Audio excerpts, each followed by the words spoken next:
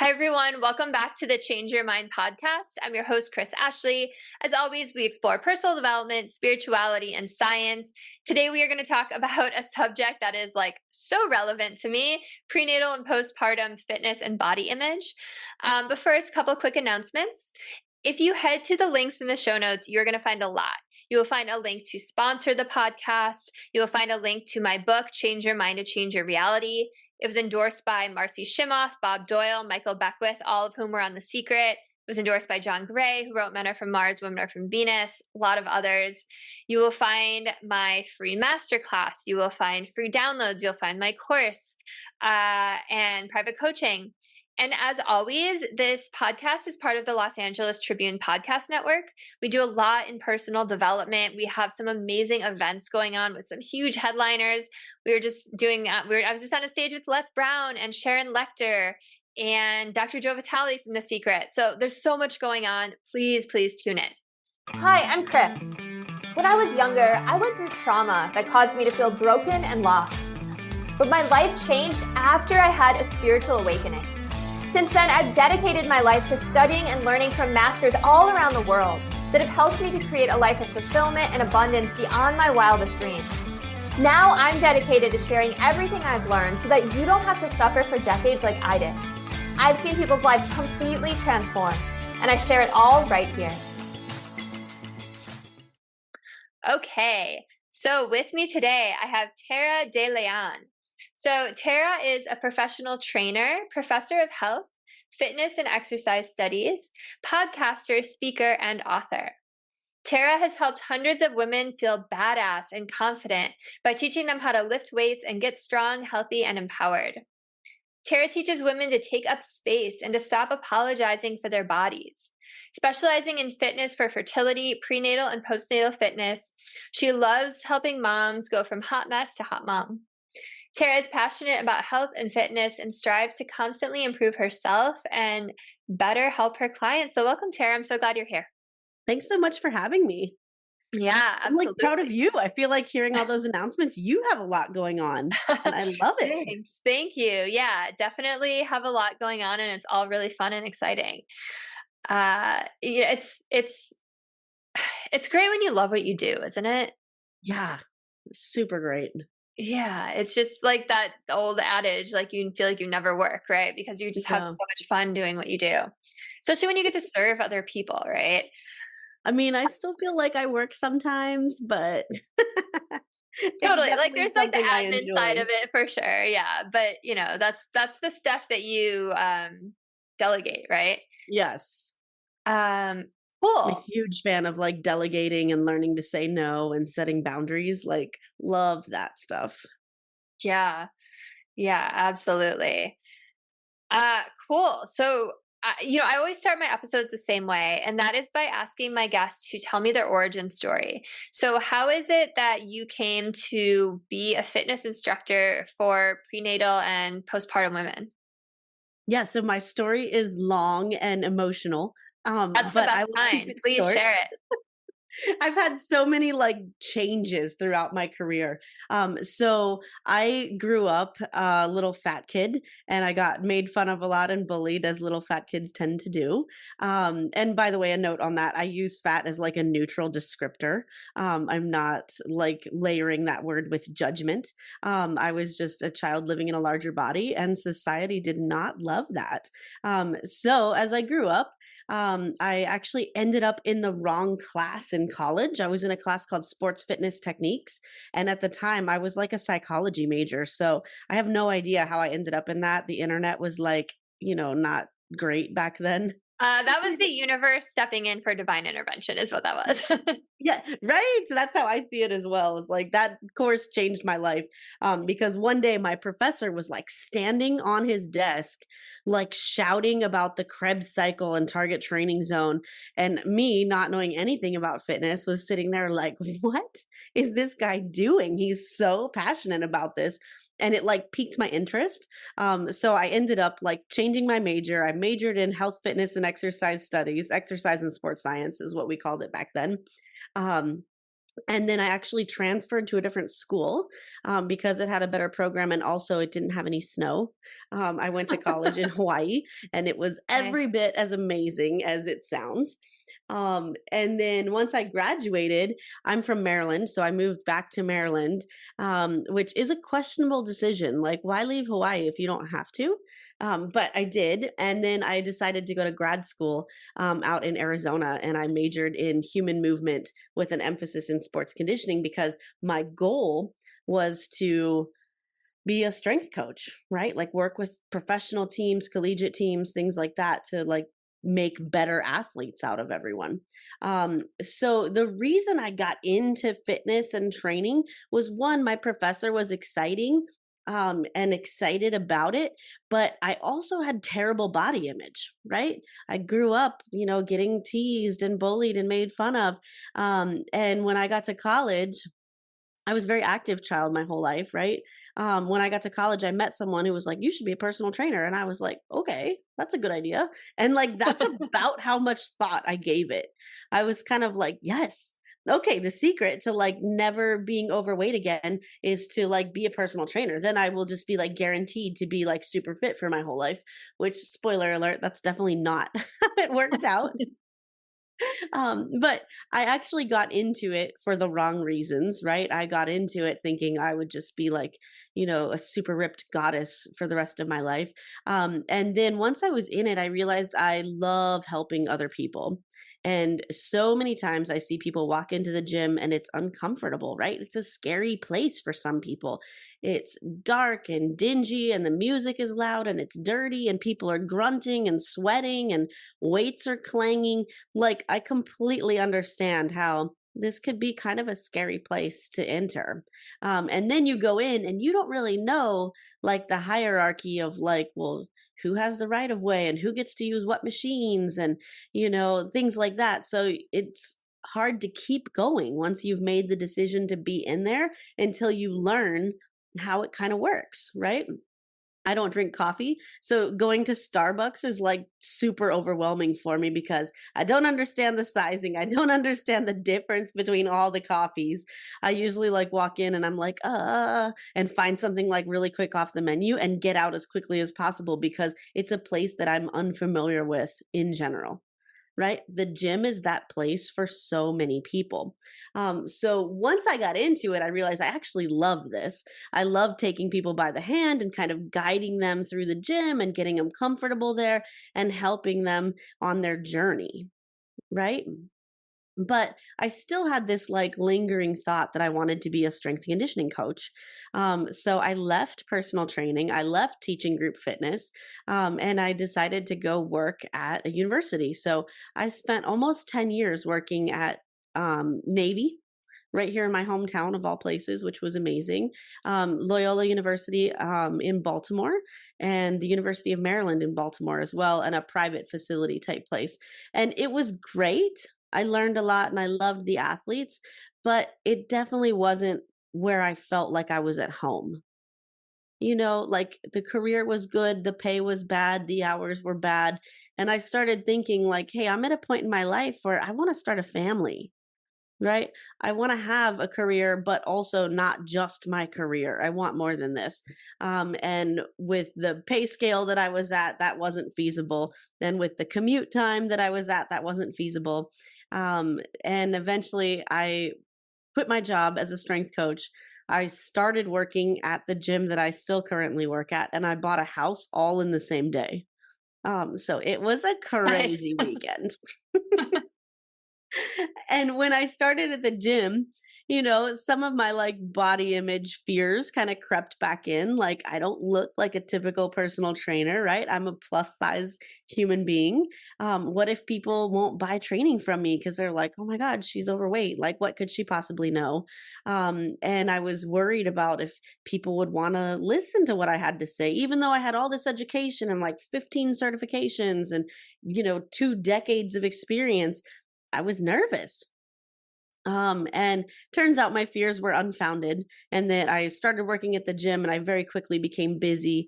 And I love what I do, and I love helping other people on this journey. And where I've kind of shifted over the years is back in the 90s and early 2000s, we were all about shrinking our bodies, right? We just wanted to be smaller, smaller, smaller, smaller, and no small was small enough.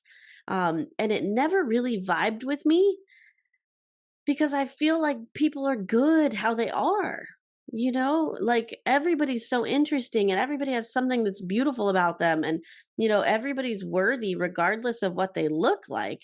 And so kind of like when Sir Mix-a-Lot came along with Baby Got Back, and J-Lo took, an extra limo for her booty to the Grammys that one year. Like I feel like that's where all of this started kind of like percolating, Shakira's Hips Don't Lie, like that's where this all started. And now that society has fully embraced like being comfortable in your own skin and being curvy is okay, that's when I felt like my time in the fitness industry began to shine, because I'm not going to like tell people they have to be smaller. I'm not going to tell them that they have to earn their food. I'm not going to tell them that they're unworthy of literally anything. I'm just going to help them have better habits to get healthier. And so when that started, I had been trying to get pregnant for a few years already at that point, probably 3 years. And I started researching anything I could possibly do to improve my chances of conception because it had been a long, long, long journey. And I realized there was a lot of things I was doing wrong in the gym that weren't allowing me to get pregnant. And then, of course, I discovered I had polycystic ovaries. So, really, the gym had nothing to do with me not getting pregnant. But there were a I lot was of like I was women. like writing down a note. What were you doing in the gym that made you not get pregnant? And then like next sentence you like negated. I love it. Yeah, so the answer to that question is like if you do really high intensity exercise, think things like Orange Theory and F45, like high intensity interval type training. You can actually like spike some of your hormone levels, like cortisol, things like that, that will actually inhibit you from conceiving if you're doing that on like a super regular basis. So it's not the case for everyone, right? Like obviously there are women who go to F45 that totally get pregnant, but if you're doing this over and over and over, and you're especially if you're on like a calorie restricted diet, like really hindering your chances of conceiving. It didn't turn out to be the case for me. Mine was just like the Lord blessed me with crap ovaries. So that wasn't my scenario, but I do see that a lot at the gym where women are just like going so hard, usually because a doctor has told them, like, oh, you're trying to get pregnant? Lose a few pounds before you get pregnant. It'll help your chances of conceiving, which may or may not be true, right? Like, we don't often look at anything other than BMI when it comes to health, and BMI is like absolute trash and shouldn't be used at all. But doctors will look at BMI and go, "Oh, you're a few, points high on the BMI scale. Lose some weight," and they don't even consider like, "Hey, what are you already doing? Are you already doing some high intensity intervals? Are you already lifting? Are you already walking? What's your diet look like?" They don't ask those questions. They just say lose some weight, and then we all go, "Okay, I better ramp it up." Regardless of where my previous level was. So a lot of those women that I see will already be exercising at a moderate or a high level and then add more onto it. And then that stress cycle that happens, we spike some of those hormones and then conception just doesn't occur. And oftentimes, if we scale it back and we're like, okay, we're going to do moderate weightlifting like twice a week, and I want you to go for walks after work, like people conceive all the time like that. But during that time, I learned all of this because I dove deep into the research on it, and read everything I possibly could because I was trying to get pregnant. And then eventually I did, not because of any sort of workout that I did, but I went to Shady Grove, which worked wonders for me. Um, and during that time frame, I also was learning all about prenatal fitness. And so it was really like inspired by my own story. Like, hey, I want to learn how to safely do this stuff during pregnancy. I don't want to stop exercising because I'm pregnant. So, where do we go from here? And that's kind of like where I learned most of it. So it's been a wild ride. I went Yeah. from very much like steeped in diet culture to now I'm like a weight neutral personal trainer who rallies against diet culture. Thank you so much for sharing your story. I saw myself in so much of it, and I'm sure listeners did as well. Um, first question though, have you told that professor how much his class changed your life? No, I haven't because I don't think he's around anymore. Like back in the olden days when I should have said something, like he was already pretty aged. Mm, And now I'm like, he must be like 90 years old if he's still around. But he got it. actually still holds like a world record in like deadlifting and squatting. So like dude was strong. Wow. Yeah. I mean, if he was that passionate about it, that's cool that he like walked the walk too. Totally. Um, awesome. So, and by the way, I really liked a lot of your story. I love that you said the BMI scale is trash.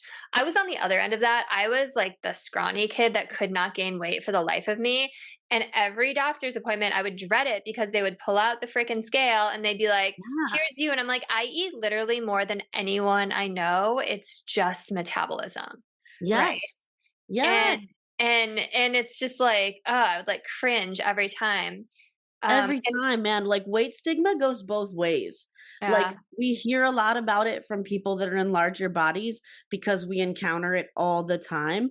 But people in smaller bodies also do too. And it's like never really appropriate to comment on how someone's body looks. You know, totally, we as long get as they're so caught healthy, up in right? that. Yeah. Yeah, And it's totally. also none of our business what other people think of our bodies. You Yeah, know, totally. like there's Well, no real reason for them to share that with us. yeah, and I mean, when you're younger and before we probably knew better, these were like people of authority, right? A doctor. It's like, Mhm. okay, they must know what they're talking about, but it's like, no, Yes. I just totally would roll my eyes every time. It's like, okay, like, yeah. Yeah.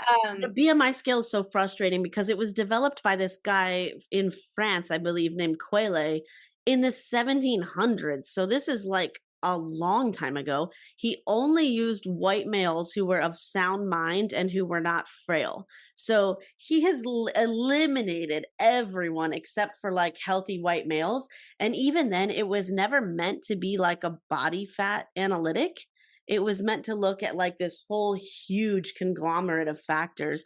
And somehow our like current medical system has like latched onto that as if it's like the gold standard. Like it doesn't take any more effort hardly to get one of those scales that does body fat percentage. So like when you go to the doctor, they could actually give you a fairly accurate body fat percentage and then there might be something to say about it. But a BMI is like worthless. If you want to pass your BMI test, you know, you like cut your leg off. I think yeah. all of us would agree that's like not at all healthy, you know, unless Yeah. you have to for some medical reason, right? But to just fit within the scale, you know, or like I don't even know how you would make it heavier, like grow your hair longer, Yeah. right? So that your BMI goes up just a little bit.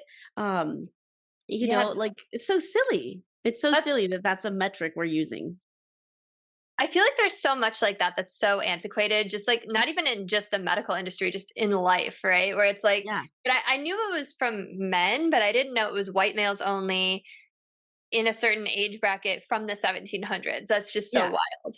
It's Yeah, crazy. that makes no sense. Um, okay, so you also work with postpartum women. So why postpartum? Did you personally struggle with losing weight after or body image after pregnancy? Because like I know that's such a big thing that so many women struggle with. I know for me, and by the way, I relate to your story too, because it took me 8 years to get pregnant and I had to do IVF a bunch of times. Okay. Which also made me gain a bunch of weight, which made Yeah. me feel super insecure before like for like 3 years before I ever got pregnant, right? From all the hormones. Yes. Yeah. You feel But crazy from all the hormones, oh god, and then yeah. you're That's gaining what weight, and they're like, yeah, "Don't gain any more weight, or we yeah. can't do the surgeries and stuff." And it's like, okay, well, I wouldn't be gaining weight if I wasn't being pumped full of all these hormones. You know, yeah, I Yeah. completely understand. It is a crazy journey, and I just want to give like love, support, and good vibes to everyone on that path because it is a roller coaster. Yeah. But I remember having so much fear about getting pregnant because of body image stuff, which is like an embarrassing thing to say out loud, but it's Yeah. so true, and I think so many people feel that way. Mhm. So like what was your own postpartum journey like? And then, I want to hear also like I guess like how women that you've worked with typically feel in their postpartum weight journey. Yeah, postpartum is super hard. And I don't care if you had the easiest pregnancy of all time and your baby just like, flew out without any pain. Like postpartum is another wild ride. Um I am new-ish into my motherhood journey. My son will be 4 next month. So like obviously there's mamas that are way more experienced out there to me, but I have this like sneaky suspicion that like the entire motherhood is a wild roller coaster. It's like a little scary to me. Um, Yeah. like I think you're right. fertility journey was crazy. Pregnancy, labor, and delivery can be a little crazy. Postpartum was really wild. And then toddlerhood has nothing on the rest of that. And then it's like, oh my gosh, what if everything's like this? Um, so my postpartum was a little bit different than many women's journey because it was during the pandemic. So I Mhm. was pregnant when the pandemic hit. And all of a sudden, it was like my husband couldn't come to any appointments with me. We were like literally prepping for a home birth in case our hospital shut down. Thank God that didn't happen because I can't imagine having to have a baby and then clean up your own house. Like, don't put me down for that. Also, not to mention, if I had given birth at home, my baby and I both would have died. So definitely not something that I wanted to go through. And luckily we didn't have to. So postpartum was a little bit stressful, particularly because we had a rough start, right? I just said that my child and I both would have died if we had given birth at home. And it's because he was born not breathing. It is likely that happened because I was misdiagnosed during labor due to weight stigma. It's a whole story that I will not bore you with, but like the cliff notes are, my blood pressure spiked a little bit high during labor. I was having like an unmedicated labor at that point, and I was laying on my arm where the blood pressure cuff was, which you should never do that if you're getting your blood pressure taken.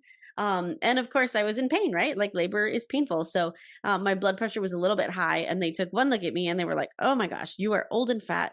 Um, you are definitely having preeclampsia." And I was like, "Dude, I've had perfect blood pressure my whole life. I literally worked out my entire pregnancy. Like, let's hold off for now." And it got to the point where I wanted an epidural, and they had like a nurse who it was her first day give me the epidural, which is fine, like everybody's got to learn somewhere, but she ended up scraping the inside of my urethra with the catheter. So I was bleeding and it didn't really hurt, right? Like labor's uncomfortable, so what's the one more thing, right?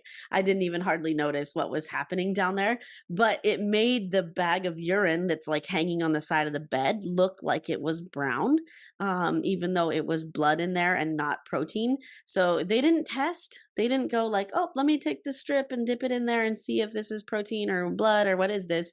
They just said, oh my God, it's protein. You need all these drugs to prevent you from having like strokes and seizures. And I was like, well, yeah, shit, I don't want that.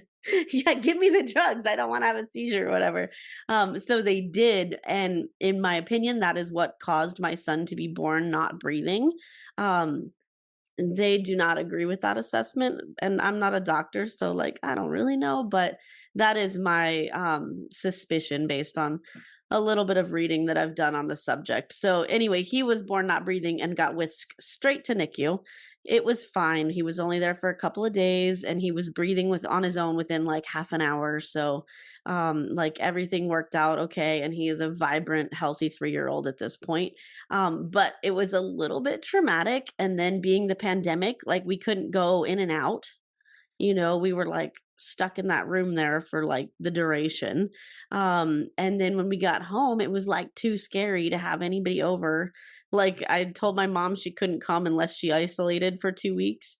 And she like showed up and mentioned like on the front porch that she had like seen friends for lunch like the next day. And I was like, well, You can't come in if you were with your friends yesterday. And she was just like, oh, but like it was just for a minute. And I'm like, I have like a medically fragile infant here. Like, we're not risking it. Like, sorry. So the village was like non existent at that point. Um, and I personally feel like I dealt with some like postpartum anxiety. But my doctor was kind of just like, yeah, you're a mom. Now you have anxiety, like life is anxious now. um so it wasn't really well dealt with. And I remember feeling like I just didn't have my life together, like strangely, I will say, um postpartum, the baby weight that I had fell off immediately. Like within a month I was down to my like pre-pregnancy weight, which was completely bizarre and unexpected because I'm one of those people where if I look at food I will gain weight. um but I really like thrived physically through my pregnancy and postpartum time. But mentally, man, it was crazy. And you do have all these things changing with your body. Like, for me, my breast milk would leak out like all the time.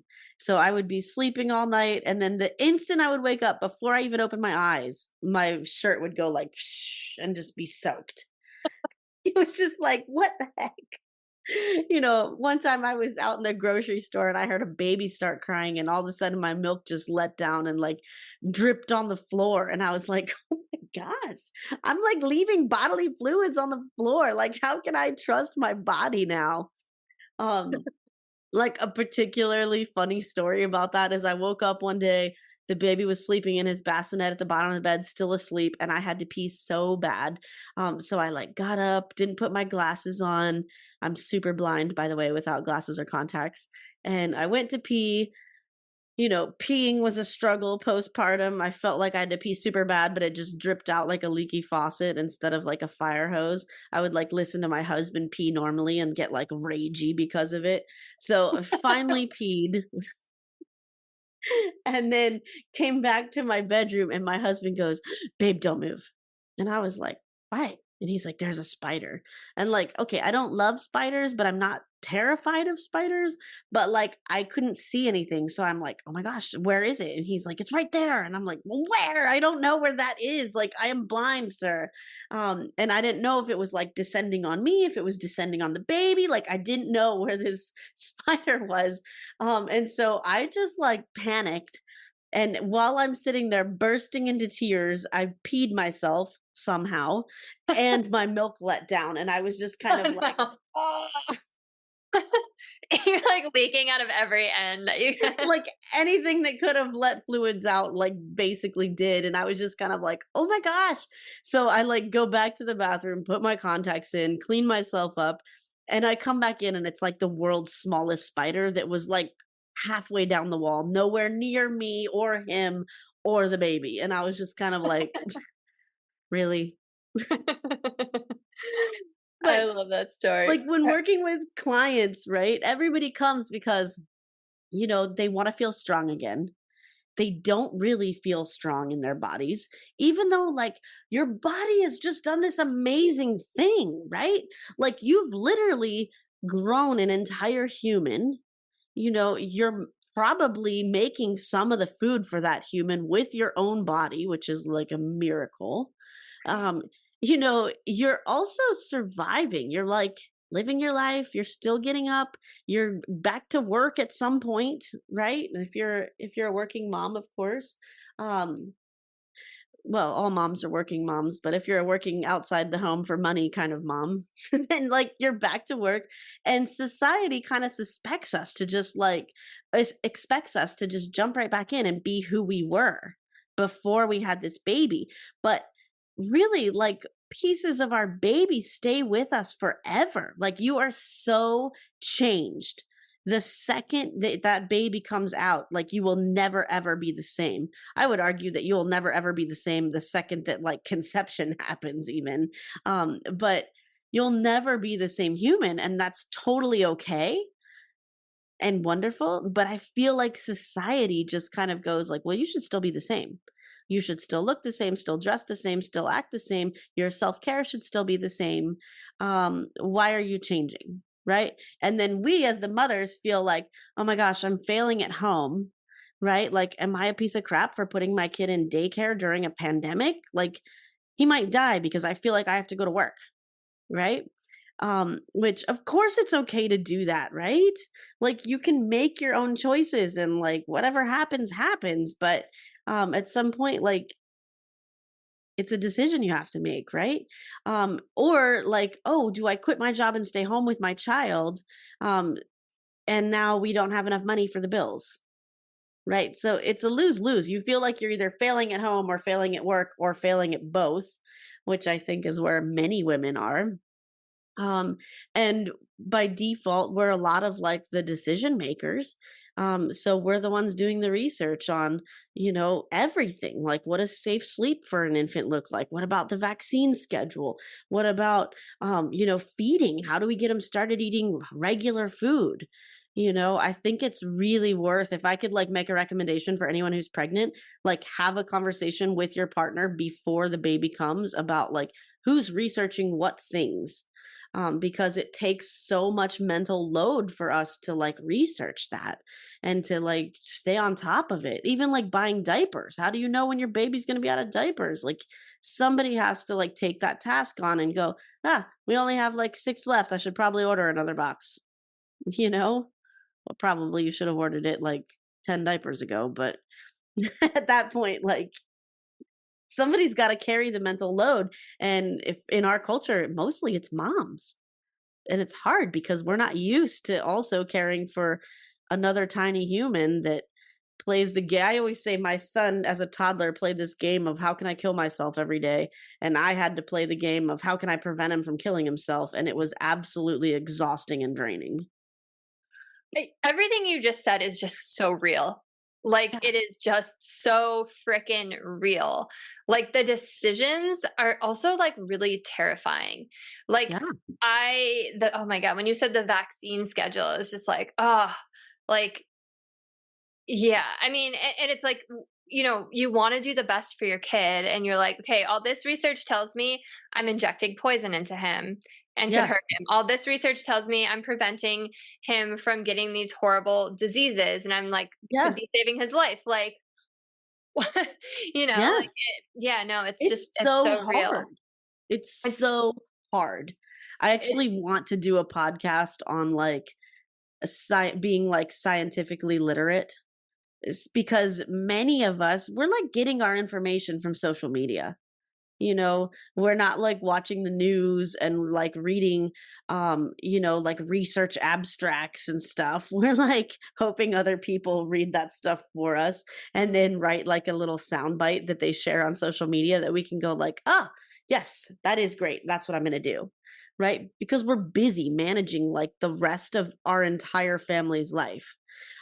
So it is super challenging, to be the one researching the stuff and then making the decisions and then staying on top of it. And at the same time, we're like, am I doing enough? I'll tell you another story. This is how, so I wrote a book called Hot Mess to Hot Mom: Transformational Tools for Thriving After Childbirth and Beyond. And this is how the book came to be. It was the morning of my son's first birthday. So the pandemic was still in full swing, right? It's like July 2021. Pandemic is still brutal. And I decided that because I felt like we missed out on anything maternity related, like pictures and a baby shower and anything like that. Like we didn't have any of that because people were like dying over FaceTime on their iPads, right? So we were like, well, I guess we'll do without and we'll survive.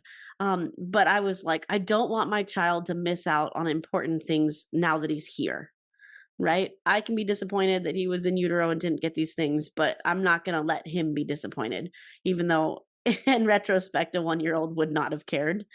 To me, I cared. So I planned this big party for him. We were going to have all of our friends over for his first birthday. And I was standing in the shower listening to him bang on the door and cry and try to get in and be mad that he couldn't be in the shower with me while I was showering. And I'm sitting there thinking like, okay, so we're going to put the food on the countertop. I hope I ordered enough. Wait, is the caterer bringing plates, or did I need to get plates? I hope I hope they're bringing plates because I definitely don't have enough, and I don't have enough real plates for everybody. So, well, I hope that'll be fine. And then I was like, I can't believe the baker of his cake misspelled his name. My son's name is Maverick. And she like left out the V. So the cake said like, happy birthday, Mayrick. And I was like, what? And I'm like, at No. the time, I'm like, oh my gosh, how do you mess up his first birthday cake? Like, get it together. And I thought, like, probably at some point I'll think it's funny and laugh about it, which we've reached that point. It is funny and not a big deal. But at the time, I was like, oh my gosh, I messed that up. Even though, was that me making the cake? It was not. I ordered it from a bakery. It wasn't my mistake, but I internalized that as like my failure. And I noticed like, oh man, I need to buy more body wash, add that to the grocery list. Speaking of groceries, I wonder if I need to get this, like my mind was just kind of racing there in the shower. And I looked down and I realized I hadn't shaved my legs in like who knows how long. And I was like looking at my legs and I'm like, oh my gosh, I have got to shave these things. But this is going to be like a multi step process at this point because nobody's razor is like strong enough to deal with the Sasquatch situation we have going on here. And that's when I realized I was like, girl, your child is a year old. You have to get your shit together. And I was like, okay, what does that look like? And what I really wanted was I wanted to be having my life together enough that he had the mother that he deserved, and I wanted to feel like if I just had a checklist of like, what would make me feel like I had my life together? Like, man, if I could work out again. My body didn't feel right postpartum until I was like 6 or 8 months postpartum. you know my pelvic floor wasn't super damaged during labor. Like I had a little tear, but it was just a little one. And yet it took me a long time to feel like my guts weren't going to fall out every time I moved, right? And that's okay. This like 6 week benchmark of like you have to be exercising at 6 weeks, by the way, you're open for business at 6 weeks, is crazy. you know we're doing our mamas a disservice here. um but for me, like being able to work out again was on the list of like, how am I going to feel? Right? Am I going to feel like I have my life a little bit together and that I'm doing me things, right? Like Tara is a person who exercises regularly, but Tara as a mom was just like the birth giver and milk maker and wasn't exercising at all you know so I wanted to exercise. I wanted to make sure I was getting enough sleep. I wanted to eat something that wasn't carry out most nights of the week. I wanted to like have some time away and have my own hobbies and like make sure I got his like, Roth IRA or his 529 set up. I wanted to get life insurance for him. I wanted to get like my will and testament done for me so that if something were to happen, like these are horrible things that none of us, especially new moms, do not want to think about that. But I can only imagine how much worse a tragedy is if you don't have any way to pay for it, right? Or if you don't have any plans, like you and your husband die in a car accident, where does your kid go? Like, that'll get messy if you haven't laid that out. So for me, I felt like, dude, I just need a checklist of like how to feed myself, how to nourish myself, how to nourish my baby, how to make myself feel like I'm a human again and not just the like milk maker birth giver. And so I went online and like researched all this after his party. I was like, all right, let me Google like new mom checklist. And nothing came up really other than like, here's what to buy, which is also important. There were definitely a few baby items that like made my life way easier. But it didn't really exist in the form that I thought it should exist in. So I kind of thought like, gosh, somebody should write that. And then a few months later, I was like, maybe it should be me. And then I had a meeting with my business coach and she was like, what does your perfect day look like? And I was like sitting on the beach, not being around humans. And she was like, oh, so you need to be a writer. And I was like, well, I do kind of have an idea that I've been thinking about. And she was like, yes, let's do this. So I pitched it to a publisher and she was like, I love this idea. Everybody needs this freaking book, dude. None of us as new moms know what we're doing. None of us feel like ourselves anymore. We all love our children like beyond recognition, and we have no idea how we even have the capacity to love something that hard. Right. And it's like a little scary for us, but like we're here for it. But we still deserve to be us as a separate human being. Um, and she was like, but you're not an expert in all these areas. She's like, you got to write about body image, you got to write about fitness, you can do like an introduction, a closing, chapter, whatever, but you need to have like a dietitian talking about fueling your body. You need to have a sleep specialist, talking about how to make sure that you as the mother are getting enough sleep when your baby may not be sleeping, right? Um, you need to have someone write about doing like your estate planning. You don't know about that. And I was like, yeah, I definitely don't know about that. So I basically went and recruited all these people to help me. Most of these were people who I used during my postpartum phase. Um, at one point I had a lady write a chapter and she is like a sexiness coach. That's what I call her. Her actual title is like yoga therapist or something, but she's like a sexiness coach. And I went to my doctor actually, and I was like, hey, so my libido is like gone. When does that come back? And she was like, oh, like when your kid's in college. And then she looked at her notes and she was like, never mind, you'll be in menopause by then. So like never. And I was like, this is terrible. I used to enjoy like being physical with people, like I don't want to like never enjoy that again. And she was just like, yeah, welcome to motherhood. And I don't think that's like an acceptable answer. So I went and like looked for other people to help me with this kind of thing, right? And I found Julie and I was like, Julie, you got to help me. And she gave me the most bizarre advice that somehow totally works. And I'll tell you because every new mom should like know this if they're struggling with libido. Once you're ready for like sexy stuff, not like instantly. She was like, every time you touch or see water, I want you to think of like sexy stuff. And I was like what? Like I wash dishes like 48 times a day.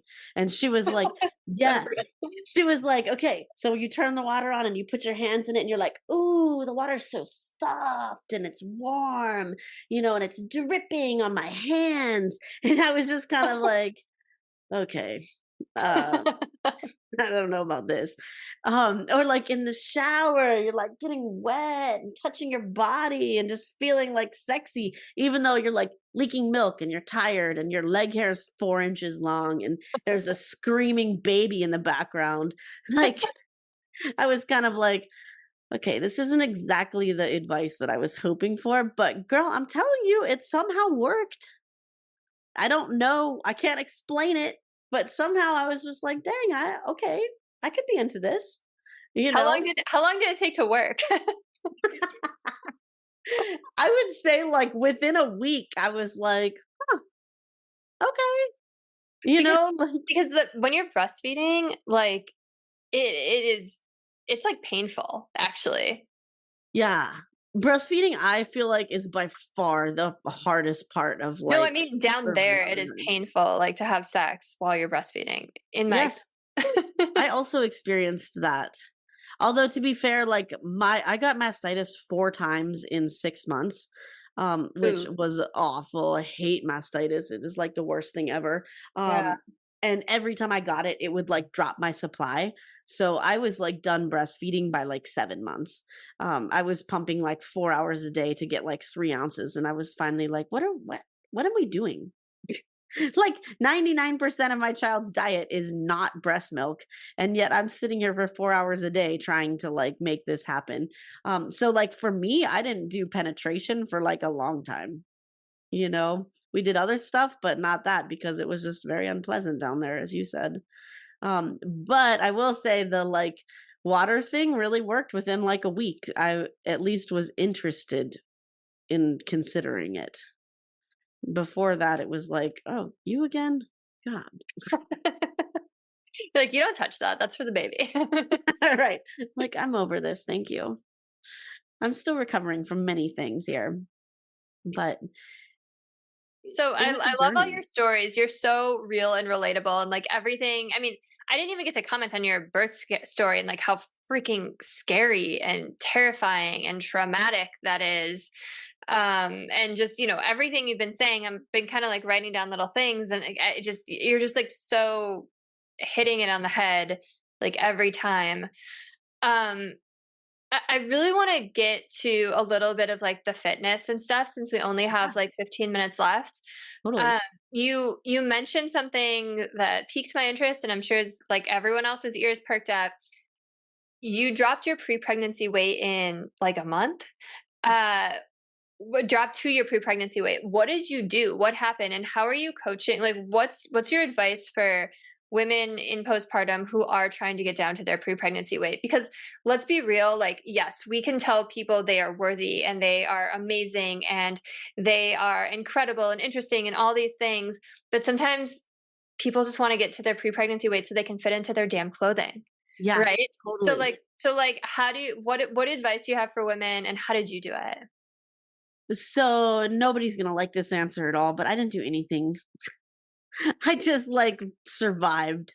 The first month or so that my son was born, it was just like figuring it out mode, like I just stayed home a lot because it was pandemic, right? So I just stayed in my house a lot and I slept a lot. Like I will say I had a miracle child when it comes to sleeping. Um he was sleeping through the night by like 3 weeks. So like I got plenty of rest, which I think was crucial into like getting my healing back on track, to getting my weight back where it was. I think that like the amount of rest I was able to get was absolutely essential. And it wasn't necessarily like all in a row, but like um I would wake up at midnight to feed him, and then he would just go right back down by like 12:20, and I'd sleep until like 4 a.m. and then wake up and feed him again, and he was back down by 4:15. Like it was really, really easy for me to do the sleeping thing. And diet wise, I found that breastfeeding made me like absolutely parched. Like it Oh was yeah. almost uncanny. The second I would put my pumps on, or if I was holding my baby, like the first like I was like, I need water. I'm dying. This is an emergency. I need water right now. Like it So was real. super bizarre.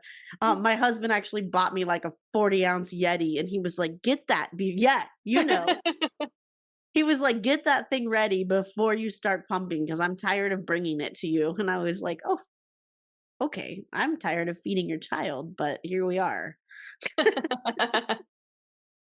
So I drank an absurd amount of water, and I've always enjoyed like fruits and vegetables. It was summertime, so like yeah, we had a lot of fruits and veggies that we would just like munch on. We also had like a lot of snow cones. So I can't really say like, oh, we watched our diet. No, we didn't. We just kind of ate what we wanted to. I do think not being on a solid schedule of like, this is breakfast, lunch, and dinner.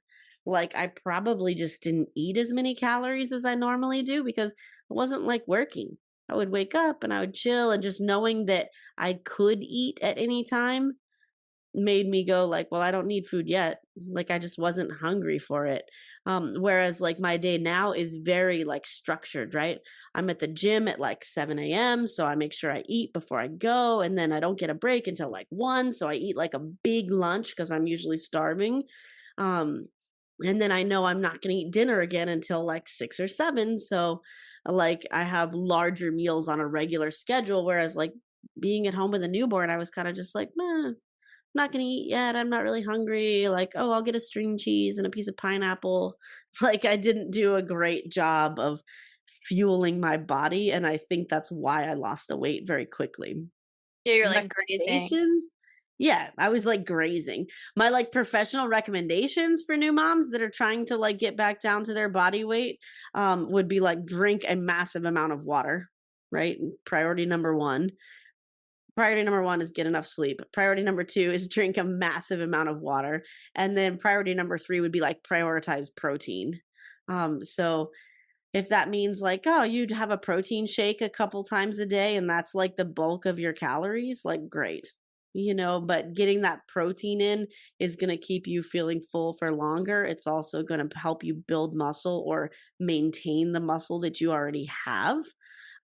So that would be like really, really helpful.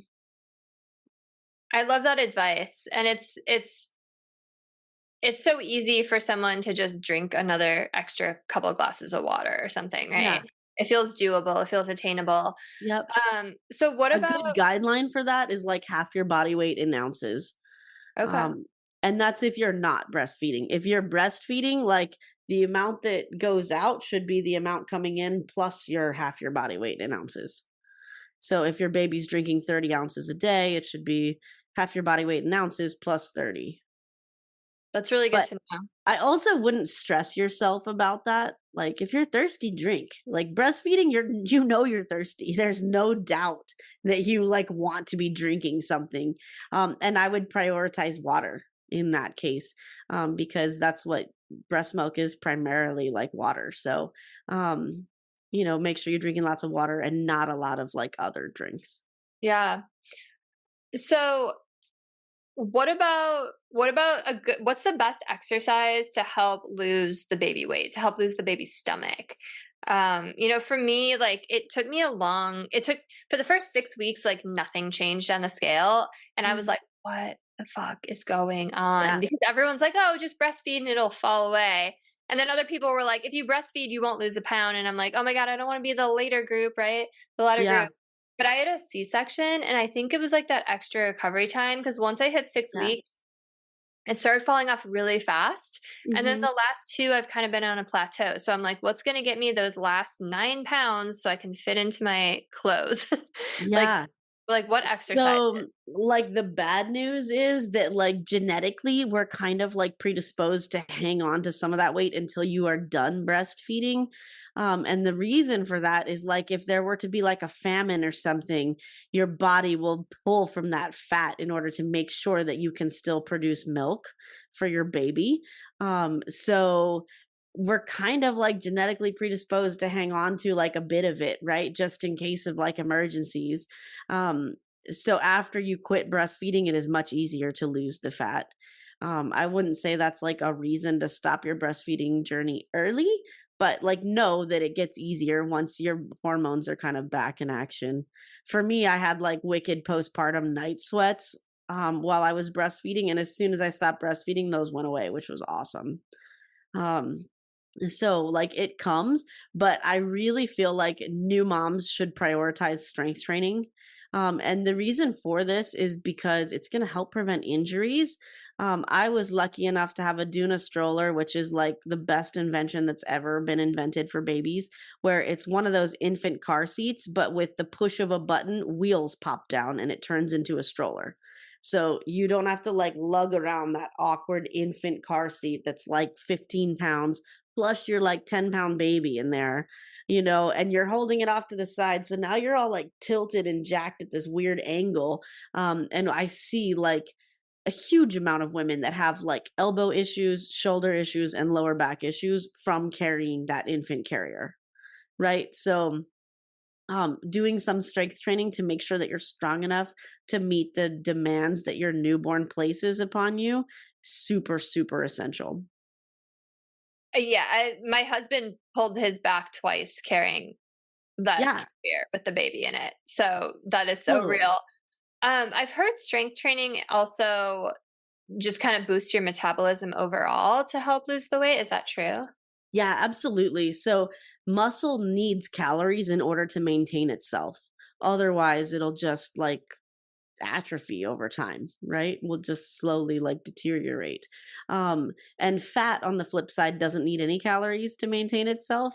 It's just like a sentient, substance that just is. And if you take in less calories, like you'll burn some, but it's the muscles that are doing the burning of the fat. So the more muscles you can have, the more fat you're going to burn overall, the more calories you're going to burn overall. And I feel like I get this comment a lot that people are really worried about turning into like a bodybuilder or something. And like it takes so much work to build that much muscle. and it usually takes a lot of like supplementation to do that. So, as a new mom, I would very much not worry about getting like too muscular. It also happens really gradually. So if you like look at your arms one day and you're like, "Ew, these are gross. They're muscular man arms." You just stop doing what you're doing and they'll go away within a week. You know? How many days a week do you recommend doing strength training as a new mom? Twice. That's it? Twice a week for like 20 to 30 minutes is plenty. Wow. All right. Um, it has been such a pleasure to talk to you. I can't believe an hour is already up. I've had to put myself on mute because I've been like cracking up. You're hilarious and it's just so real. Like I feel like you should be a stand-up comedian because it's just you're so relatable and just so many things. Like your story with the spider leaking out of your eyes and your nipples and peeing like to the last 3 weeks of my pregnancy, I had this, like, horrible cold, and I had this horrible cough, and every cough, I would Oh, just pee myself. Every yeah. cough. And I it's just firmly like believe that like every pregnant woman ever should go to pelvic floor physical therapy at least for like 1 or 2 sessions just to get evaluated. So there it's like pretty easy to stop like the pee sneeze, but none of us really talk about how to do it. In case you're like experiencing that and you're like, "Oh my god, how do we stop it?" Look up the Girls Gone Strong connection breath. She has a great video on how to do it. Or I have it posted on my Instagram too. So, like just that one simple exercise could like fix the pee sneeze in many people. But I yeah. also very much recommend pelvic floor physical therapy because, yeah, I definitely like peed the couch more than once during pregnancy, and that sucks. Yeah, I'm so thankful it hasn't happened to me postpartum, but I didn't have a vaginal birth, I had a C-section, so it's probably a Yeah. big part of it. I know I have friends that still struggle with it, and their kids are many years old, so, I'll give You them have those a whole videos. different set of things that you have to deal with now too, right? Like releasing that like scar tension and things like that. So definitely pelvic floor PT for everybody would be helpful. Yeah, scar tension is, like, a real thing for sure. Yeah. Okay, please, I'm sure everyone wants to connect with you. Where can they find you? What's your website? What's your social media? All of that. Yeah, so I'm like very much most active on Instagram. And my Instagram is at Tara De Leon Fitness, but there's like an underscore in between each word. So Tara underscore de underscore Leon underscore fitness. It's a terrible Instagram name. I should definitely have never picked that, knowing that I would be saying it out loud, but that's the world we live in. So definitely find me there. I don't have a website, believe it or not. Instagram is where you can get me for like everything. But if you're into like the weight neutral fitness and the intuitive eating type stuff, I have my own podcast called Wellness Rebranded. You can find it anywhere you like to listen to podcasts. Essentially, it's me, a dietitian, and a mental health therapist team up to talk about what is actual self care and what's like diet culture and toxic positivity kind of run amok.